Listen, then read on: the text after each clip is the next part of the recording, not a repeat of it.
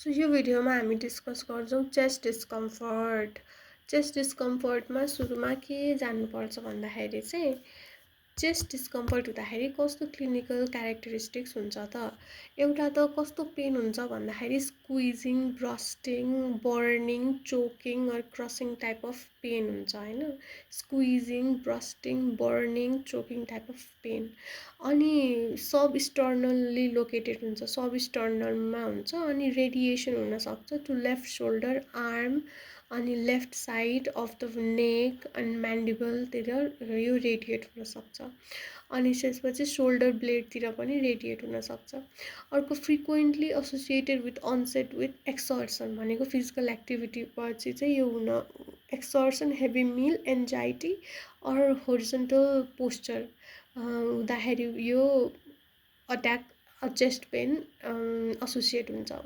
अर्को relief by vasodilator like nitroglycerin or rest. Angina छ भने चाहिँ रेस्टले रिलिभ हुन्छ हैन, स्टेबल एन्जाइनामा।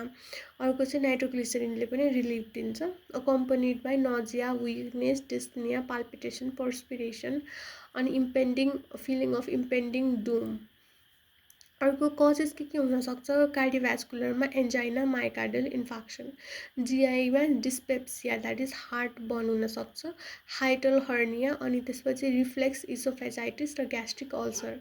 डिस्पेप्सिया, हाइटल हर्निया अनि इसोफेगाइटिस, रिफ्लेक्स इसोफेगाइटिस अनि ग्यास्ट्रिक अल्सर। अर्को चाहिँ म्युकोस्केलेटलमा चाहिँ इन्टरकोस्टल मसल स्प्याजम मतलब मसल स्प्याजमले गर्दाखेरि हुनसक्छ। अर्को साइकोलोजिकलमा हाइपरभेन्टिलेसनले गर्दाखेरि पनि चेस्ट पेन हुनसक्छ। अनकमन कजेस भनेको चाहिँ कार्डियोभास्कुलरमै अब यो पेरिकार्डाइटिस हैन, एयोर्टिक एन्युरिजम, रेस्पिरेटरीमा पल्मोनरी एम्बोलिजम अनि मेडियास्टाइनाइटिस, न्युमोथोराक्स, जिआईमा इसोफेगल रप्चर, क्यालेसिया अनि एमएसकेमा ओस्टियोकन्ड्राइटिसहरू हुनसक्छ। साइकोलोजिकलमा psychogenic chest pain, imagine chest pain हुनसक्छ।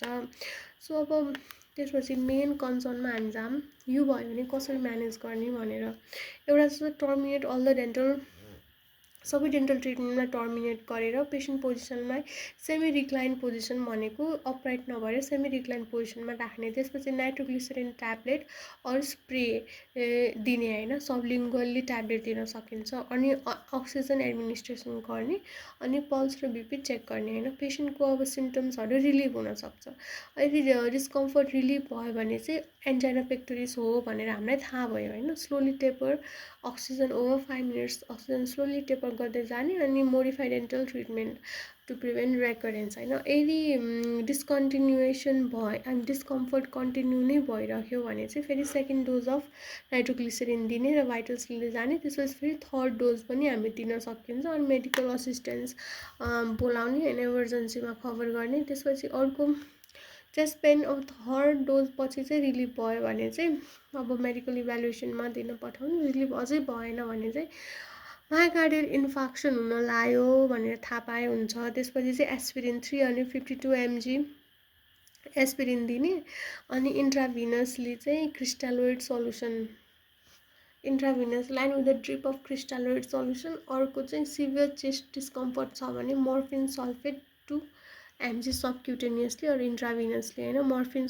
ओफियोइड दिन सकिन्छ, मर्फिन सल्फेट अनि इमर्जेन्सीलाई बोलाउने। त्यति हो।